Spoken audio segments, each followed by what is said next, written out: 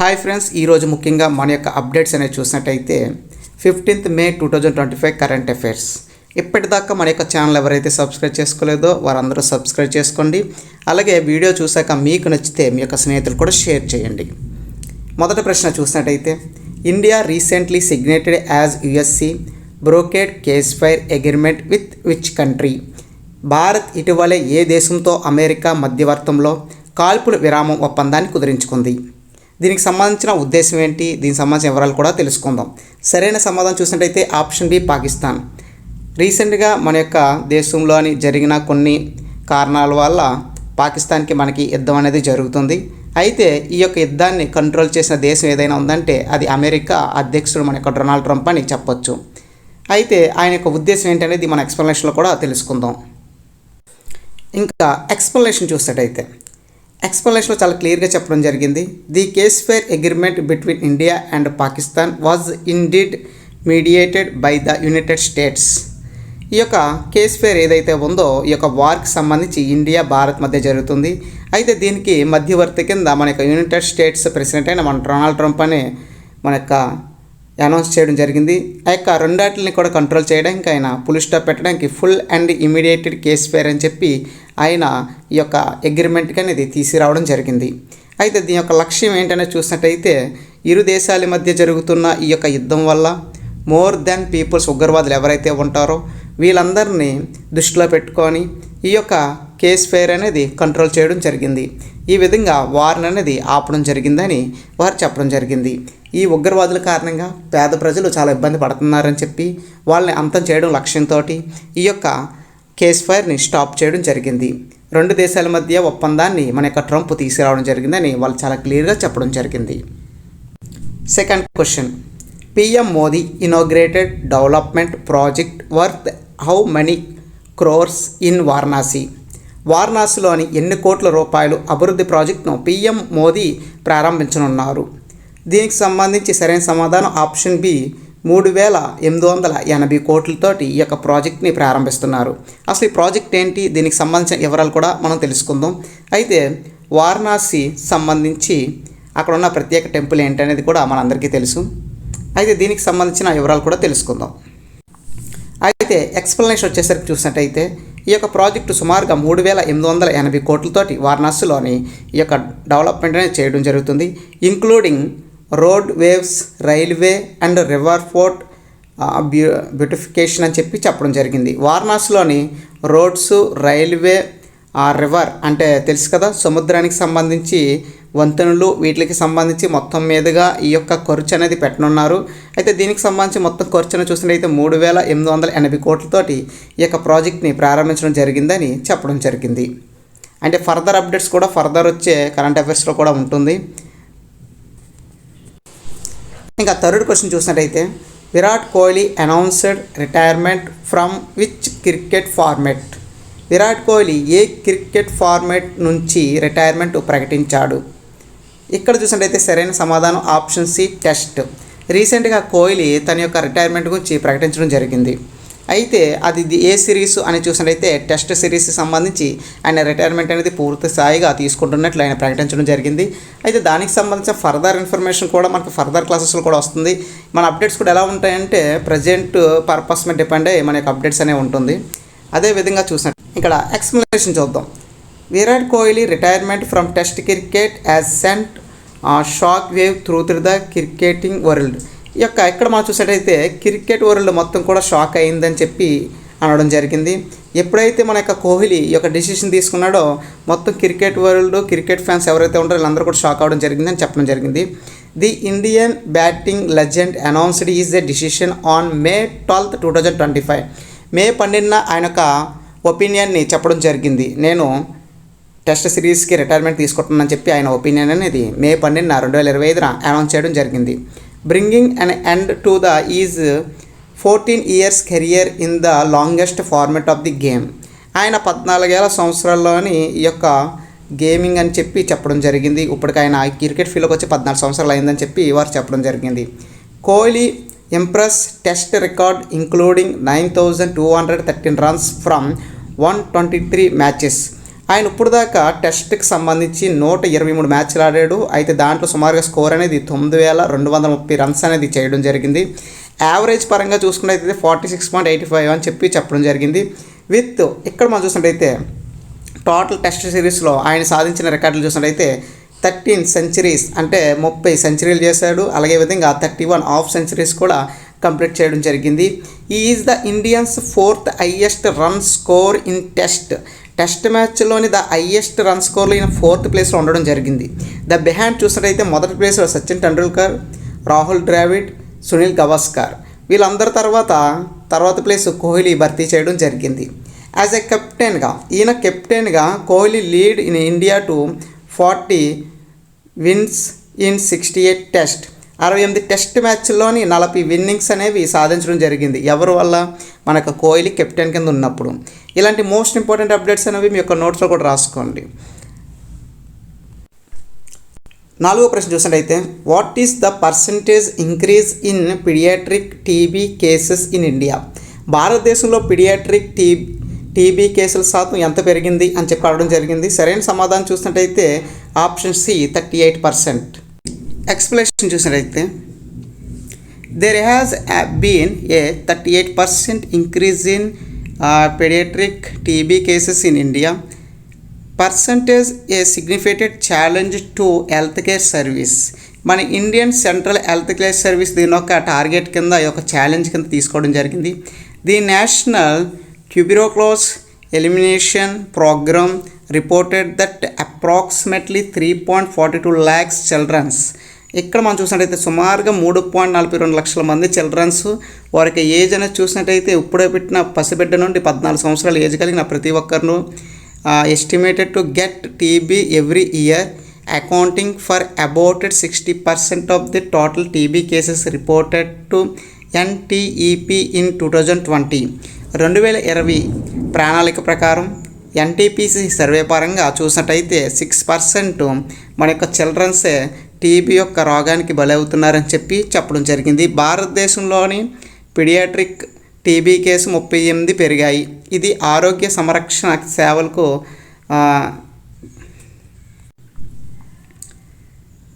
ఇక్కడ మనం చూసినట్టయితే సుమారుగా ప్రతి ఏడాది కూడా మన యొక్క ఇండియాలోని పసిపిల్లల నుండి అంటే మినిమం 0 నుంచి 14 సంవత్సరాల పిల్లలు ఎవరైతే ఉంటారో వాళ్ళ యొక్క కేసులు సుమారుగా 3.42 లక్షల మంది పిల్లలకి ఈ యొక్క టీబీ బాధ పడుతున్నారని సర్వే చేయడం జరిగింది. అదేవిధంగా ఇది ఒక పెద్ద ఛాలెంజ్గా మారిందని చెప్పడం జరిగింది. అయితే దీనికి సంబంధించి పూర్తి స్థాయిలో మనం చూసినట్టయితే ఈ ఏడాదికి మొత్తం 38% పెరిగిందని వా యొక్క రిపోర్ట్స్ అనేది చెప్పడం జరిగింది. అదేవిధంగా మీరు ఇందులో ఇంకా ఇంపార్టెంట్ పాయింట్స్ ఏమైనా రాసుకోవాలనుకుంటే మీరు వీడియో స్టాప్ చేసి యొక్క ఇంపార్టెంట్ పాయింట్స్ రాసుకోవచ్చు.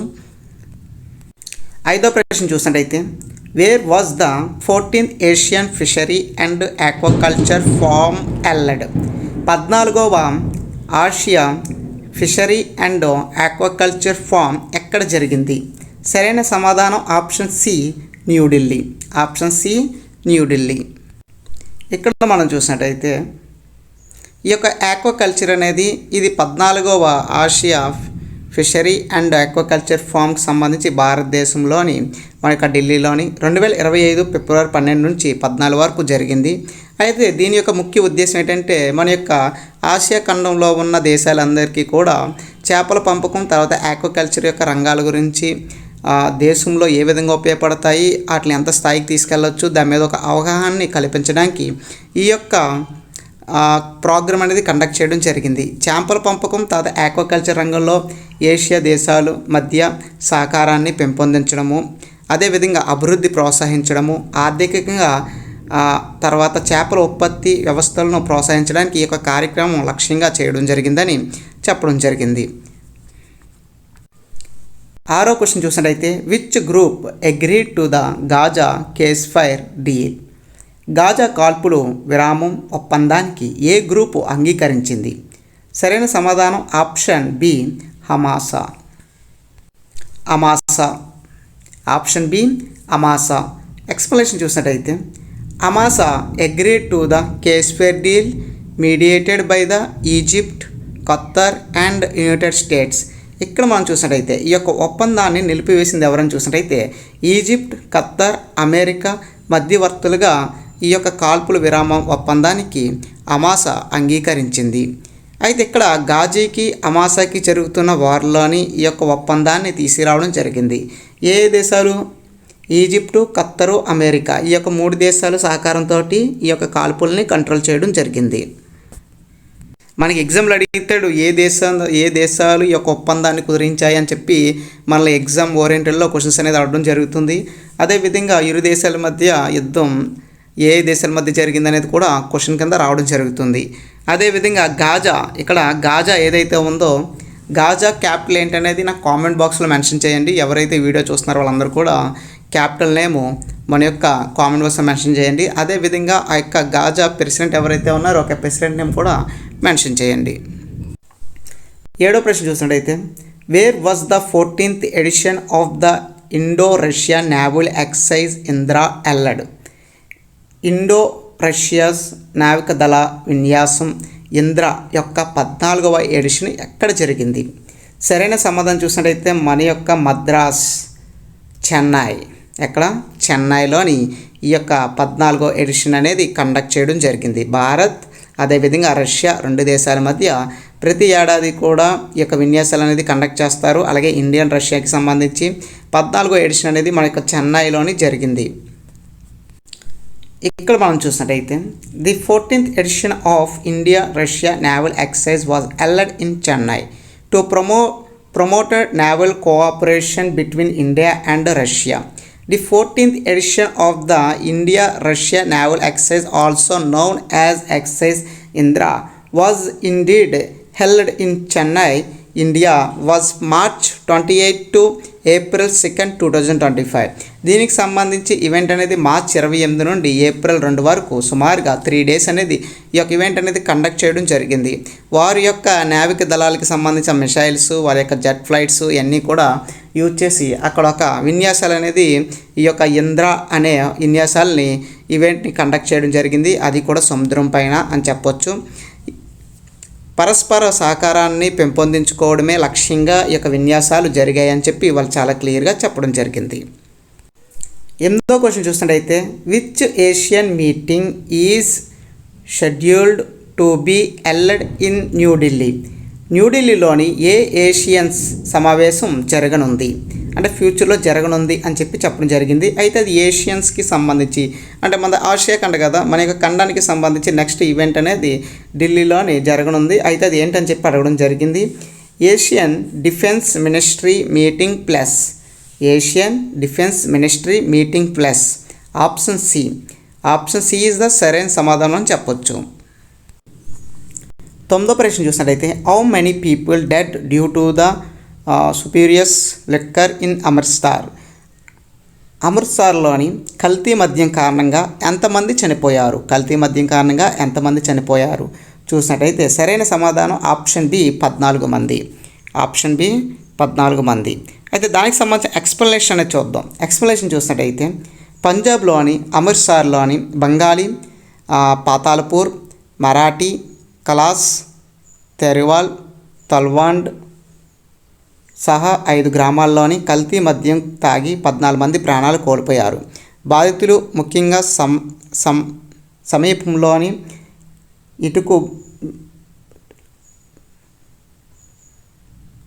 ఇటుకుబడ్డలకు చెందిన కూలీలు కల్తీ మద్యం తాగి చనిపోయారని చెప్పి ఇదొక తీవ్ర విషాదం అని చెప్పి ఆ యొక్క రాష్ట్రంలోని ఇదొక వివాదాస్పదం కింద మారడం జరిగింది.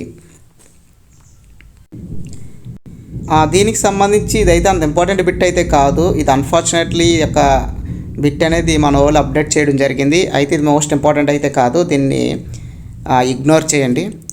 అండ్ ఆల్సో మీ అందరికీ కూడా sorry for this information about this information. 10వ question how many militants were killed in the Shopian encounter?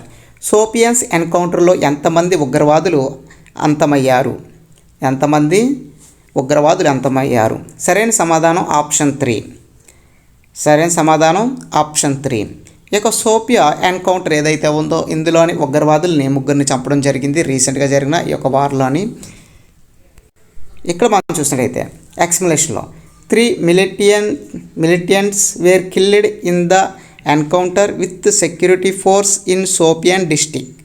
సోపియన్స్ జిల్లాలోని భద్రతా దళాలతో జరిగిన ఎదురు కాల్పుల్లోని 3 ఉగ్రవాదులు హతమైనట్లుగా చెప్పడం జరిగింది. అది రీసెంట్గా జరిగిన ఇష్యూలోని జరిగిన సంఘటన అనమాట. మన యొక్క వార్ ఏదైతే ఉందో ఈ వార్లోని సోఫియా డిస్టిక్లో జరిగిన ఈ యొక్క ఇష్యూలోని 3 ఉగ్రవాదులని మన యొక్క ఇండియన్స్ అనేది చంపడం జరిగింది.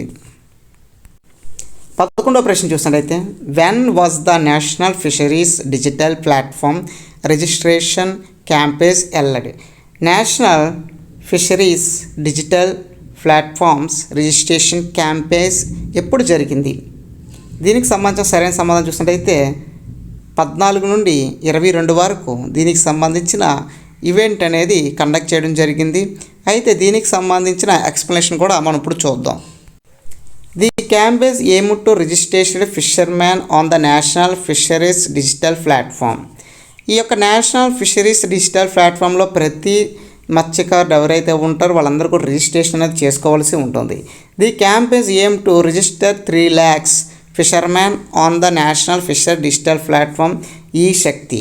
ఈ యొక్క ఈ శక్తి అనే ఒక యాప్లోని ఈ శక్తి అంటే అడుగుతాడు మన ఎగ్జామ్లోని ఈ యొక్క నేషనల్ ఫిషర్ డిజిటల్ ప్లాట్ఫామ్కి సంబంధించిన యాప్ ఏంటని అడిగితే ఈ శక్తి అని చెప్పండి. ఈ శక్తి అనే యాప్ ఏదైతే ఉందో ఆ యాప్లోని యొక్క ఫిషర్మ్యాన్ ఎవరైతే ఉంటారో వీళ్ళందరూ కూడా రిజిస్ట్రేషన్ చేసుకోవాలి. దానివల్ల వాళ్ళకి ఏంటంటే గవర్నమెంట్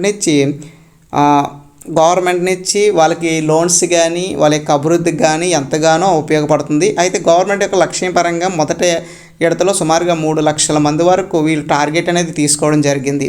అయితే దీనికి సంబంధించి ఏప్రిల్ మంత్లోని 14 నుండి 22వ తారీఖు వరకు జరిగిన ఈ యొక్క సమావేశంలో దీని గురించి మాట్లాడుకోవడం జరిగింది. అయితే దీన్ని పూర్తి స్థాయిలోని జనాల్లోకి తీసుకెళ్లాలని చెప్పి ఉద్దేశంతో ఈ యొక్క నేషనల్ ఫిషరీ డిజిటల్ ప్లాట్ఫామ్ అనేది నిర్ణయం తీసుకోవడం జరిగింది. భారతదేశం యొక్క మొట్టమొదట బయోపాలిమర్ తయారీ కేంద్రాన్ని ఎక్కడ ప్రారంభించారు? సరైన సమాధానం ఆప్షన్ సి పూణే. పూణేలోని దీనికి సంబంధించి బయోపాలిమర్ తయారీ కేంద్రాన్ని ఏర్పాటు చేయడం జరిగింది. ఇంకా ఎక్స్ప్లెనేషన్ చూసినట్టయితే the Indian first biopolymer manufacturing facility was set up in Pune. మహారాష్ట్రలోని పూణేలోని మొట్టమొదట బయోపాలిమర్ మ్యానుఫ్యాక్చరింగ్ ఫెసిలిటీ అనేది నిర్మించడం జరిగింది. దీని యొక్క లక్ష్యం ఏంటంటే క్రియేట్ ఈకో ఫ్రెండ్లీ ఆల్టర్నేటివ్స్ వీళ్ళ యొక్క ఏమని చెప్పొచ్చు.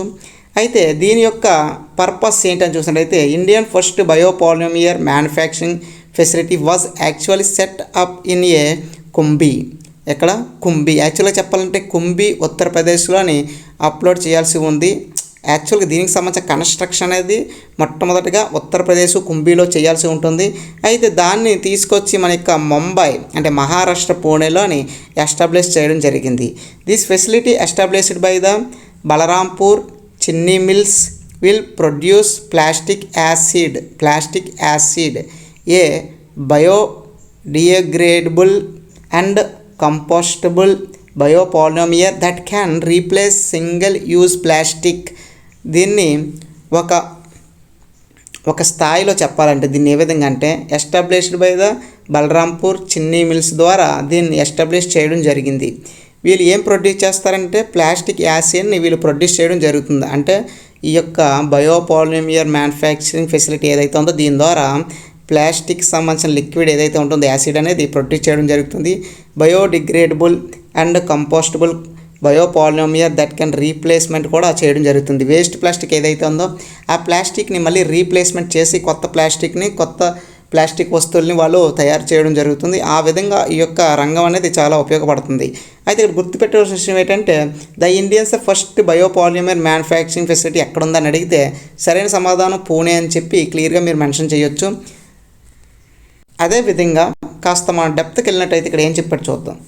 The platform which is expected to companies operations Commons operations by December 2026 will have an annual capacity of 18,000 tons and will run entirely on a renewable energy, making it a sustainable and eco-friendly alternative.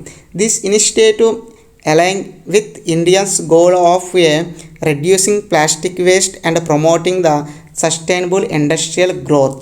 ఇక్కడ మనం చూసినట్లయితే plastic waste ఏదైతే ఉందో దాన్ని control చేయడానికి సుమారుగా 2026 December నాటికి ఈ యొక్క కార్యకలాపాలు ప్రారంభించే ఈ ప్లాంట్ వార్షిక సామర్థ్యం సుమారుగా 80,000 టన్నులు మరియు పూర్తిగా ప్రోత్సాహిగా శక్తిని నడుస్తుందని చెప్పడం జరిగింది. అంటే దీనికి సంబంధించి చూసినట్టయితే 2026 డిసెంబర్ నాటికి కార్యకలాపాలను ప్రారంభించే ఈ ప్లాంటు అని చెప్పడం జరిగింది. అంటే ప్లాంట్ కన్స్ట్రక్షన్ అనేది ఇప్పుడు మొదలైంది. 2026 కల్లా ఈ ప్లాంట్ అనేది పూర్తవుతుంది. అయితే సంవత్సరానికి సుమారుగా 80,000 టన్నులు ప్లాస్టిక్ని నిర్మూలనానికి ఇది చాలా బాగా ఉపయోగపడుతుందని చెప్పి వారి యొక్క ఒపీనియన్ అనేది మనతో షేర్ చేసుకోవడం జరిగింది. 13వ క్వశ్చన్ చూద్దాం. 13వ క్వశ్చన్ ఏం చెప్పారంటే, what is Indians rank in supplying restricted technology to Russia? పరిమిత సాంకేతిక పరిజ్ఞానాన్ని రష్యాకు సరఫరా చేయడంలో భారతదేశం యొక్క ర్యాంక్ ఏమిటి?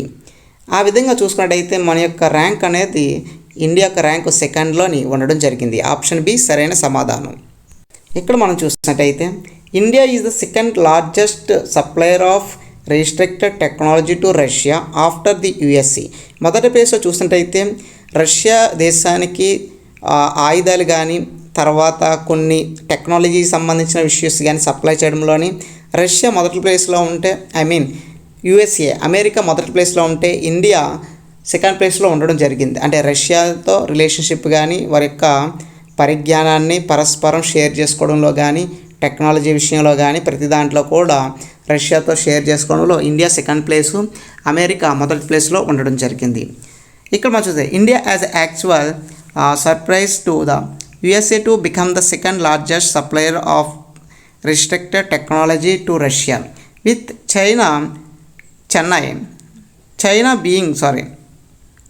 China being the largest supplier అని చెప్పొచ్చు. ఇక్కడ మనం చూసినట్టయితే ఇక్కడ చైనా ద బిగ్గెస్ట్ లార్జెస్ట్ అని చెప్పడం జరిగింది, లార్జెస్ట్ సప్లై అని. India export the restricted items including microchips, circuits, mechanic tools extended $16 million in the both April and May అని చెప్పడం. ఇక్కడ మనం చూసినట్టయితే కేవలం ఏప్రిల్ మే మంత్లో సుమారుగా 60 మిలియన్లు విలువ చేసే ఎక్విప్మెంట్స్ అనేది షేర్ చేసుకోవడం జరిగిందని చెప్పడం జరిగింది. దాంతోపాటు చూసినట్టయితే ఇంక్లూడింగ్ మైక్రోచిప్స్ కానీ సర్క్యూట్ కానీ మెకానిక్ టూల్స్. ఇక్కడ మనం చూసినట్టయితే మైక్రోచిప్స్, సర్క్యూట్స్ మరియు యంత్ర పరికరాలను సహా పరిమిత వస్తువులను భారతదేశం ఎగుమతులు ఏప్రిల్ నుంచి మే రెండిట్లో చూసినట్టయితే $60 మిలియన్ అధిగమించి మరియు జూలైలో సుమారుగా $95 మిలియన్ పెరుగుతున్నాయని చెప్పి మన యొక్క అంచనాలు చూపించడం జరిగింది. అంటే దీని పరంగా చూసినట్టయితే రష్యా అనే దేశానికి మన దేశం నుంచి ఎగుమతి అయ్యే చూసినట్టయితే $16 మిలియన్ వర్త్ అనేది మన దేశం నుంచి రష్యాకి ట్రాన్స్పోర్టింగ్ అనేది అవడం జరుగుతుందని చెప్పడం జరిగింది. నెక్స్ట్ రాబోయే జూన్ జూలైలో సుమారుగా $95 మిలియన్ వర్త్ అనేది మన యొక్క దేశం నుండి రష్యాకి ట్రాన్స్పోర్ట్ అవుతుందని చెప్పి చాలా క్లియర్గా చెప్పడం జరిగింది. ఇంకా అదేవిధంగా చూసినట్టయితే రష్యా యొక్క క్యాపిటల్ ఏంటనేది కామెంట్ బాక్స్లో మెన్షన్ చేయండి. ఇంకా రష్యా యొక్క ప్రెసిడెంట్ అందరికీ తెలుసు పుతిన్ అని. ఇంకా అదేవిధంగా రష్యా క్యాపిటల్, అదేవిధంగా రష్యా యొక్క కరెన్సీ ఏదైతే ఉందో ఆ కరెన్సీ అనేది మన యొక్క కామెంట్ బాక్స్లో మెన్షన్ చేయండి. 14వ ప్రశ్న చూసినట్టయితే what is the name of Amazon self driving unit under investigation? What is the name of Amazon self driving unit under investigation? దర్యాప్తులో ఉన్న అమెజాన్ సెల్ఫ్ డ్రైవింగ్ యూనిట్ పేరు ఏమిటి అని అడగడం జరిగింది. జూఎక్స్. సరైన సమాధానం ఆప్షన్ బి జూఎక్స్. అయితే దీనికి సంబంధించిన ఎక్స్ప్లెనేషన్ చూద్దాం. ఎక్స్ప్లెనేషన్ ఏం చెప్పారంటే 2 సంఘటనలు జరిగిన తర్వాత national highway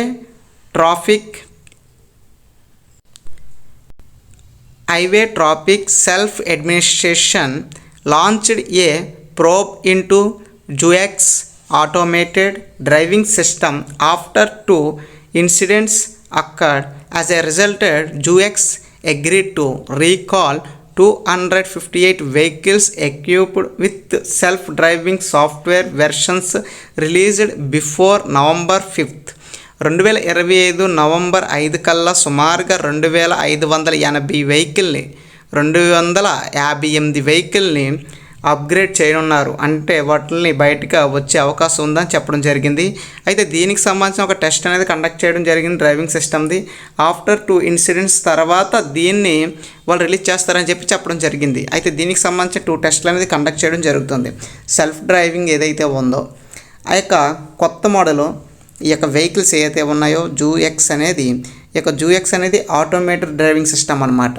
automated driving system అంటే తెలుసు కదా మీ అందరికీ. అసలు డ్రైవర్ లేకుండా ఈ యొక్క వెహికల్ అనేది చాలా ఫ్రీగా హైవేలో కానీ ప్రతి ఏరియాలో కూడా రన్ అయ్యే అవకాశం అనేది చాలా సులభంగా ఉంటుందని చెప్తున్నారు. అసలు డ్రైవర్ లేని వెహికల్ అంటే మీ అందరికీ తెలిసి ఉంటుంది, ఇంకా అడ్వాన్స్ టెక్నాలజీ. అయితే దీనికి సంబంధించి ఒక 2 పరీక్షల తర్వాత దీన్ని నవంబర్ 5 కల్లా సుమారుగా సక్సెస్ఫుల్గా ఇది కంప్లీట్ అయినట్టు కూడా వాళ్ళు చెప్పడం జరిగింది. అయితే సుమారుగా 258 వెహికల్స్ని వాళ్ళు మార్కెట్లోకి తీసుకురావడం జరుగుతుందని కూడా చెప్పడం జరిగింది. అదేవిధంగా ఎలాంటి మరిన్ని అప్డేట్స్ కోసం మన యొక్క ఛానల్ సబ్స్క్రైబ్ చేసుకోండి. అదేవిధంగా మీ యొక్క స్నేహితులు కూడా షేర్ చేయండి. ఇంకా మీకు ఏమైనా డౌట్స్ ఉన్నట్టయితే నాకు వీడియో కింద కామెంట్ చేయండి. డెఫినెట్గా వాటికి మేము రిప్లై అనేది కూడా ఇవ్వడం జరుగుతుంది. Thank you for watching this video.